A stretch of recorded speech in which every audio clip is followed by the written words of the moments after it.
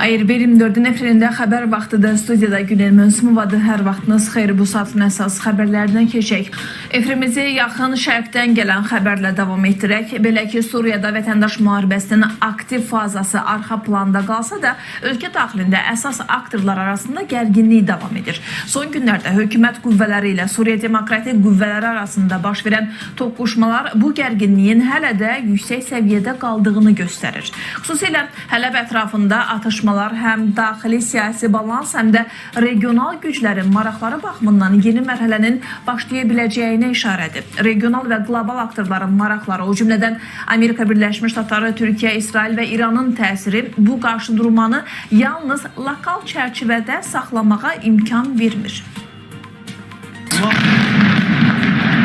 Suriyanın Hələb şəhəri və ətraf bölgələrində hökumət qüvvələri ilə Suriya Demokratik qüvvələri arasında silahlı toqquşmalar yenidən başlayıb. Artilleriya atəşləri və qarşılıqlı hücumlarla müşahidə olunan döyüşlər nəticəsində mülki əhali arasında itkilər qeydə alınıb. Minlərlə insan yaşayış yerlərini tərk etmək məcburiyyətində qalıb. Son toqquşmalar nəticəsində hökumət qüvvələri şəhərin bir sıra məhəllələrində nəzarəti gücləndirib. Suriya Demokratik qüvvələrinə bağlı silahlı dəstələrin bir hissəsi isə bölgəni tərk etməyə məcbur olub. Bununla belə bəzi mənbələr Suriya Demokratik qüvvələrinin tam çəkilmədiyini və gərginliyin hələ də davam etdiyini bildirir.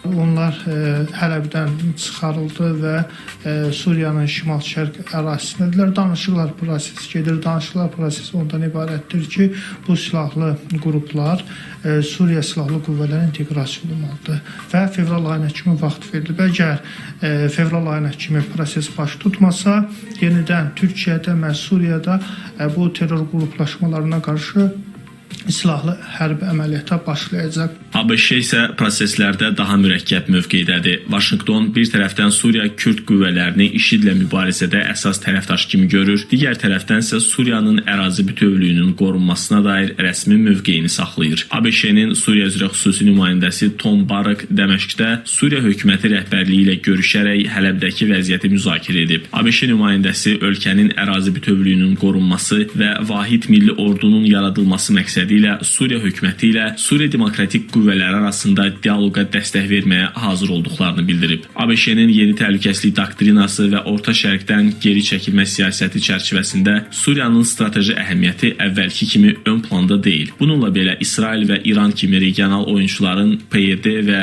YPG qüvvələrinə dair mövqeləri Türkiyə üçün də təhlükəsizlik riski yaradır. İsrail'in burada kendi açısından bir güvenlik riski olduğu iddiasıyla PYD-YPG terör örgütünün varlığı konusunda ısrar ettiği de görülmektedir. Bununla beraber Esad yönetimiyle birlikte İran Suriye'den çıkmıştı. Fakat şu andaki İran yönetimi PYD-YPG terör örgütü vasıtasıyla Suriye'ye sirayet etmeye çalışmaktadır.